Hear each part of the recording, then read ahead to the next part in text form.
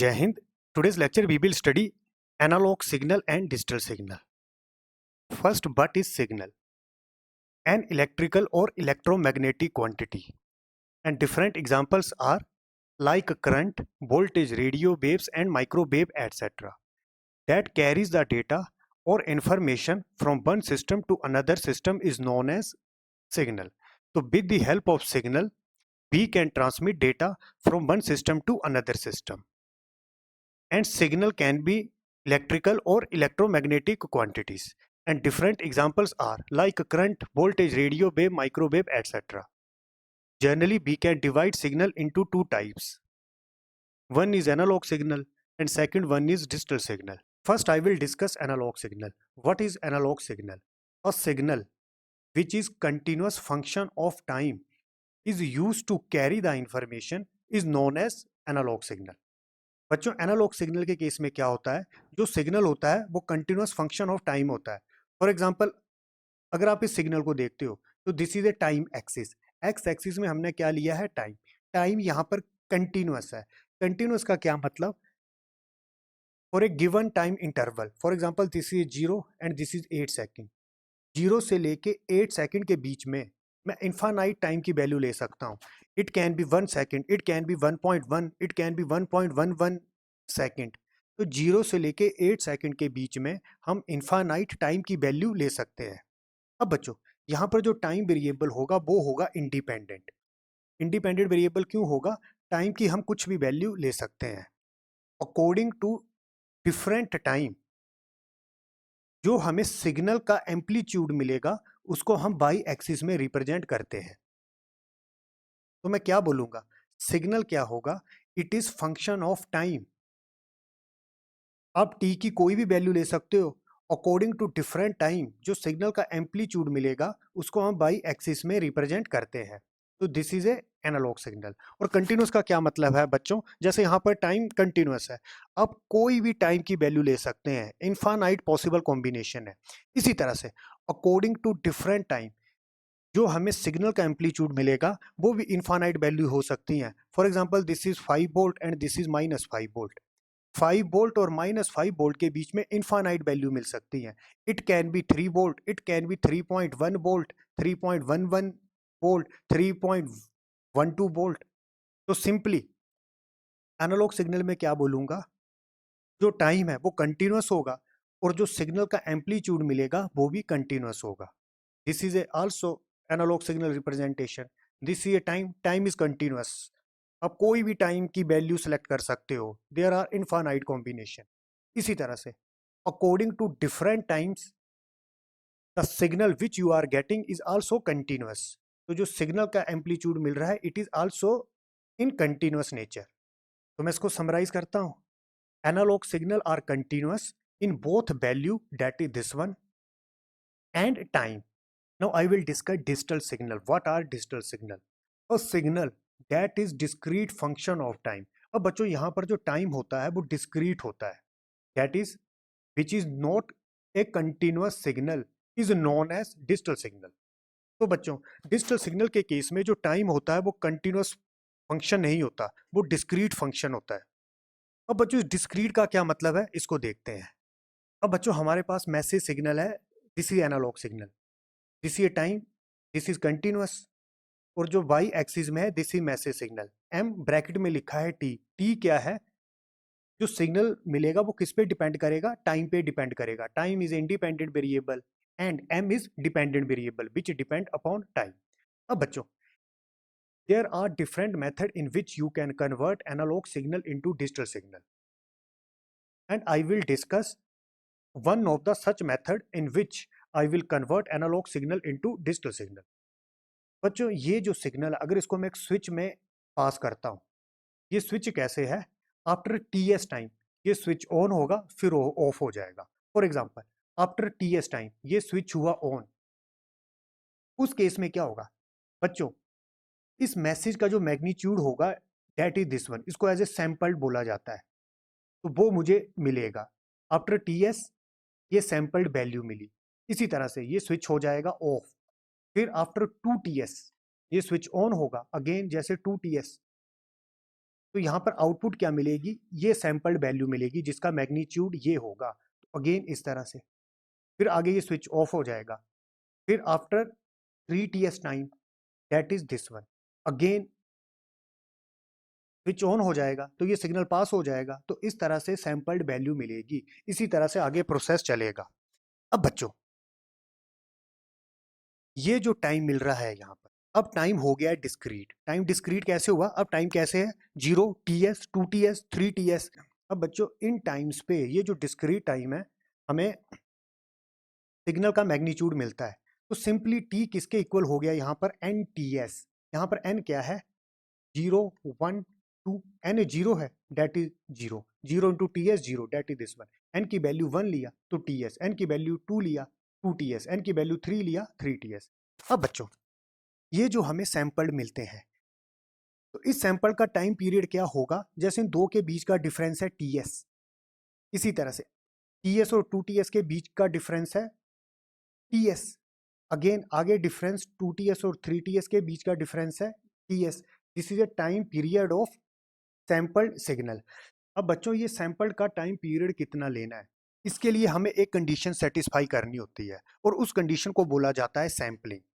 तो पहले continuous signal था, कंटिन्यूअस सिग्नल के आगे किया जाता है सैंपलिंग। सैंपलिंग क्या होता है, ये जो टाइम पीरियड है ये कितना लेना है उसको हम सैंपलिंग से देखते हैं। बच्चों कंडीशन क्या होनी चाहिए, sampling frequency should be greater than equal to 2 FM। FM क्या है, FM is a frequency of this continuous analog signal. अब ये FS क्या है बच्चों, this is a TS time period. इसका इन्वर्स मैं लूंगा तो ये क्या बनेगा, सैंपलिंग फ्रीक्वेंसी। ये सैंपलिंग फ्रीक्वेंसी क्या होता है कि एक सेकंड में ये जो सैंपल्ड है ये कितनी बार रिपीट हुए उसको फ्रीक्वेंसी बोला जाता है। एक सेकंड में ये जो सैंपल्ड है, जैसे ये TS 2 TS 3 TS, एक सेकंड में ये कितनी बार रिपीट हुए उसको सैंपलिंग फ्रीक्वेंसी बोला जाता है। और टाइम पीरियड क्या होता है, कितने टाइम बाद ये हमें सैंपल मिलते हैं। तो बच्चों ये कंडीशन सेटिस्फाई होनी चाहिए, FS sampling frequency should be greater than equal to 2 FM and this is known as sampling rate. अगर मैं इसका अगर इन्वर्स लेता हूं तो क्या बनेगा, 1/TS should be greater than equal to 2 FM। तो इसको मैं इस साइड ले जाता हूं तो TS should be less than equal to 2 FM। तो बच्चों ये जो हमने TS लिया है ये कैसे लेना है, ये कंडीशन सेटिस्फाई करनी है। दैट इज अगर आप बोल सकते हो ये कंडीशन हमें सेटिस्फाई करनी है, this is known as sampling. अब बच्चों यहाँ पर टाइम डिस्क्रीट क्यों हुआ, आप देख सकते हो अब जो टाइम है वो कंटिन्यूअस नहीं है। आफ्टर TS 2 TS 3 TS हमें सिग्नल का मैग्नीट्यूड मिलता है। इसी तरह से बच्चों कंटिन्यूअस में हमने लिखा था MT, जब हमने इसको सैंपल्ड में कन्वर्ट किया तब लिखते हैं कैपिटल N और इनसाइड ब्रैकेट आ जाता है T, किसमें चेंज कर दिया, capital NTS, that is NTS। अब बच्चों सैंपलिंग के आगे होता है क्वांटाइजेशन। क्वांटाइजेशन का क्या मतलब है बच्चों, फॉर एग्जांपल ये जो सैंपल्ड वैल्यू है, ये जो मैग्नीट्यूड है, for example this is 2.7 and this is 2.6, इसी तरह से दिस इज 2.3। क्वांटाइजेशन में क्या किया जाता है, ये जो सैंपल्ड वैल्यू का मैग्नीट्यूड होता है उसको नियर बाई वैल्यू में राउंड ऑफ किया जाता है। That is near by quantization voltage में राउंड ऑफ किया जाता है। फॉर एग्जांपल मैं क्वांटाइजेशन वोल्टेज ले रहा हूँ यहाँ पर 2.5, तो 2.7 राउंड ऑफ हो जाएगा 2.5 में, 2.6 राउंड ऑफ हो जाएगा 2.5 में, 2.3 राउंड ऑफ हो जाएगा 2.5। इसी तरह से बच्चों अगर यहाँ पर सैंपल की वैल्यू होती 3.7 तो 3.7 इसमें राउंड हो जाना था 3.5 में। इसी तरह से अगर 3.4 होता तो 3.4 भी राउंड ऑफ हो जाना था 3.5। तो क्वांटाइजेशन किस में होती है, क्वांटाइजर में। तो क्वांटाइजर क्या करता है, तो बच्चों what is quantizer to, quantizer round off each sampled voltage. ये है सैंपल्ड वोल्टेज, इसकी कुछ वैल्यू होगी, इसकी कुछ वैल्यू होगी। तो क्वांटाइजर क्या करता है, quantizer round off each sampled voltage to nearest of available quantization voltage. ये जो वोल्टेज है these are the quantization voltage, 3.5 2.5 इसी तरह से 1.5 भी हो सकती है। अब बच्चों आफ्टर क्वांटाइजेशन क्या होगा, तो क्वांटाइजेशन में क्या होगा, ये जो सैंपल वैल्यू है near by quantization voltage level में राउंड ऑफ हो जाती है।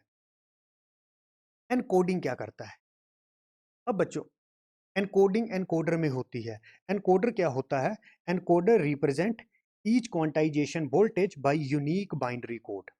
एनकोडर क्या करता है, ये जो round of quantization voltage value है, उसको वो बाइनरी डेटा से रिप्रेजेंट करता है।